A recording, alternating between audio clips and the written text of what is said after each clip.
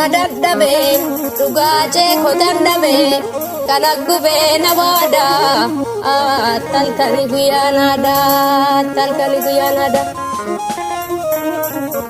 Kali keenya soodamne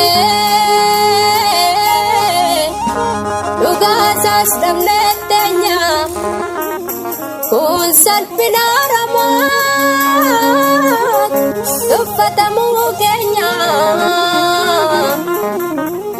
dhiigni nama qulqulluu akkam dhokatee hafa gumaachee nyaatee eenyu turfuu sharafa Supaa jaba sabaa hituu arraaf kaleessa haati fakkeenya daa ajaaluu hundeessa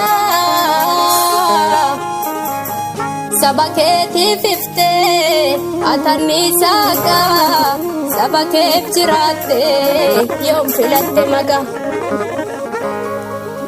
Situnuuf bareecha injifannoo Adawaa gooticha sagalee Oromootaaf dawaa waltajjiin malee hin qabu gammachuu sirbitee gaafa geerartu itti beekamoachuu. Sagalee kee qofaanuu addunyaa kana raasa akkaataan jecha keetii du'a boolla gaasa kayyoomuun dhageenye of duubatti qii oolli saalaloota achee gaafatiki.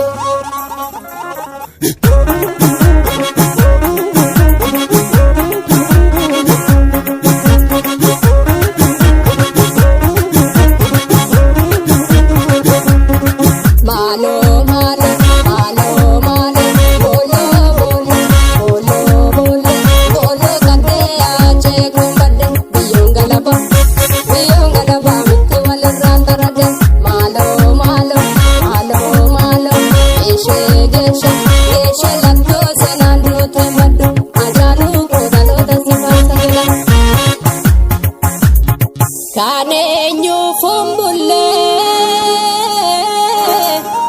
namoonni nabidda eessa jirta jeeqa awwaadumaaf didda gootonneen qulqulluu tawwaadaa hin nyaanne ajee amma gumaa rasaasa diinaaf laanne. Seenaa ukkaanfame atiin qabdu gitte yeroof dandeettii kee dhugaa sabaaf fitte shiraaf of hin laanne dhugaan baatte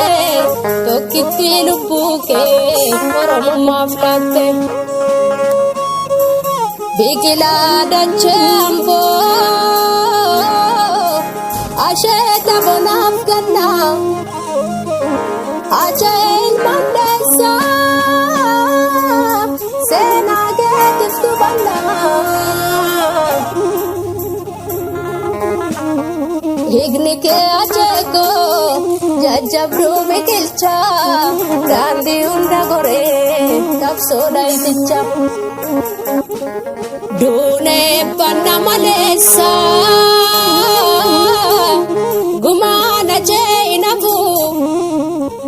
amma gumaa kee boonnuut namuu boqotee rafu erga jiraatee dhabnee guyyaan sokkee fagaatu madaan keenuun fayyine inni gubeenu nyaatu. Kankichuutti si muree boru bakka keenan katu nagaatti qaalii sabaa biyyaan sittaa salphatu nagatti agaroko biyo sinta salbatu badda lone norma dangen indaltu dalte jadani kanjiru barri darbe kandu etadu ndite jadani uga haje fiyanu male maltu nufiya indo male malo malo malo